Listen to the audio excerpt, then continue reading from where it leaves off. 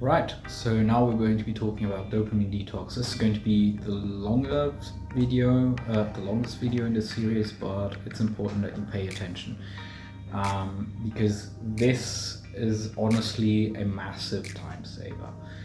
Dopamine detox is where you actually abstain from social media, things like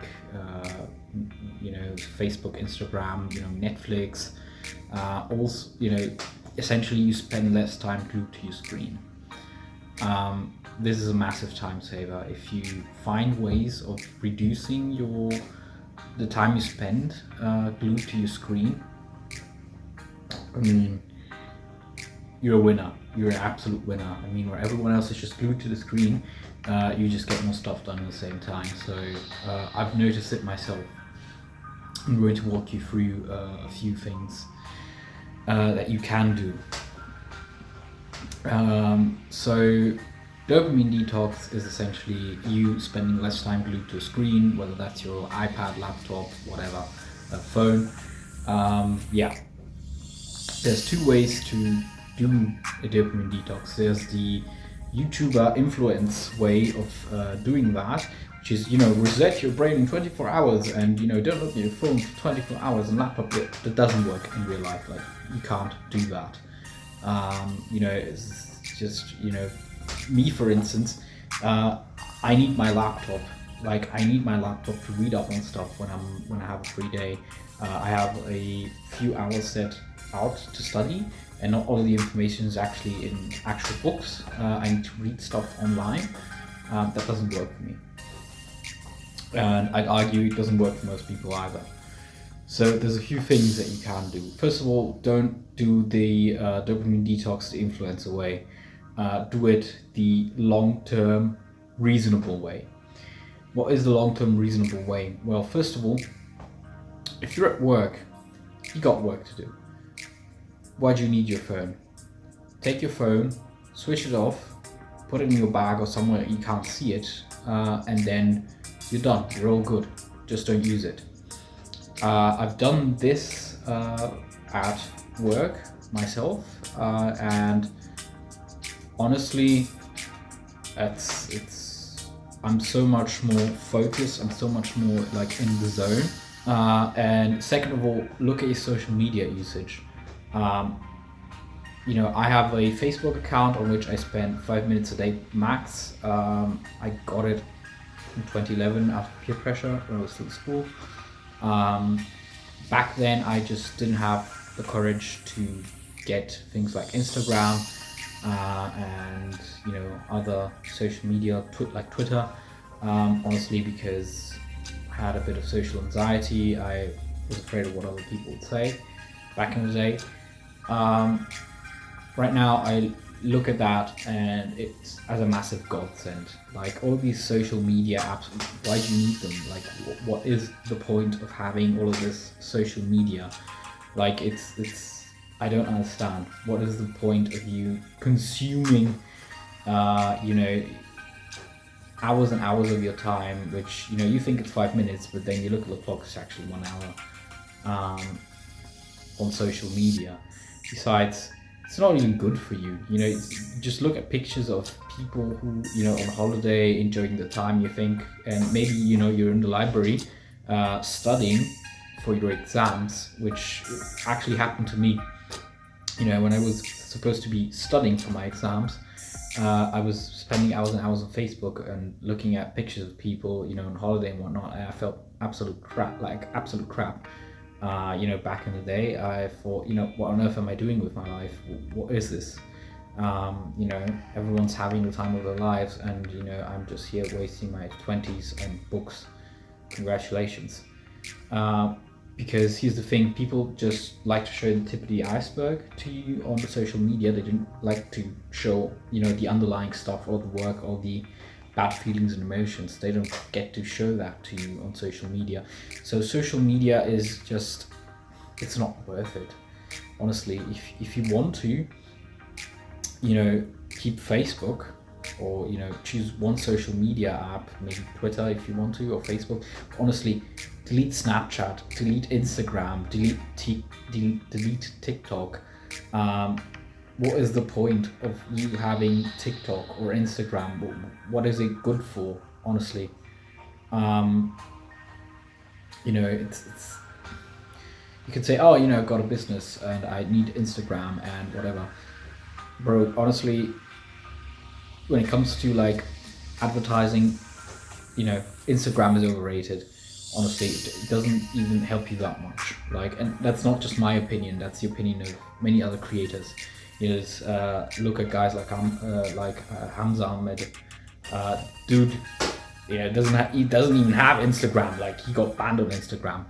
Uh, he's still got 1+ million subscribers. So look at a guy like Andrew Tate. I mean, the dude's a massive scammer. He's still pushing his crap out there. Even though he's been basically being banned on all sorts of social media platforms.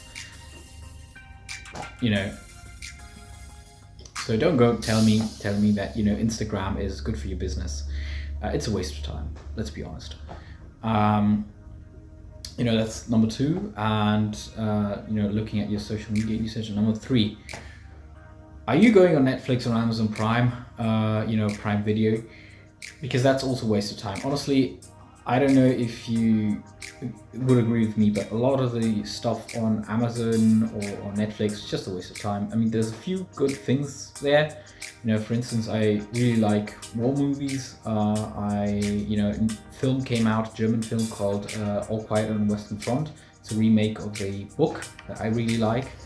Well, it's an adaptation of a book I really liked, also called All Quiet on the Western Front. That movie was great, really good, but honestly, most of the stuff out there, not that good. So why are you doing that? Why are you spending hours and hours on Instagram or hours and hours on Netflix? What is the point of it? Just curtail your use of things like Netflix, Amazon Prime. For me personally, I deleted my Amazon Prime Video thing, account, and I kept my Netflix. Netflix, I basically watch it like once every 2 weeks or so, or once every 3 weeks or so. When a good thing comes out, I'll actually watch it. But apart from that, not really. And here's like a bonus tip that I'm going to give you. It's a bit controversial, but I use a blocker on my phone and I use a blocker on my computer. These things actually block social media, YouTube, and whatnot. Oh yeah, before we get onto that, YouTube. YouTube is one of the most powerful internet platforms out there, I feel. I learned so much stuff on YouTube. There's so much that you can learn on YouTube. And I would argue it's a force for good. But there's also things like YouTube Shorts and stuff, and scammers trying to push their product onto you. That it can also be a potential waste of time. So really evaluate the channels that you're looking at.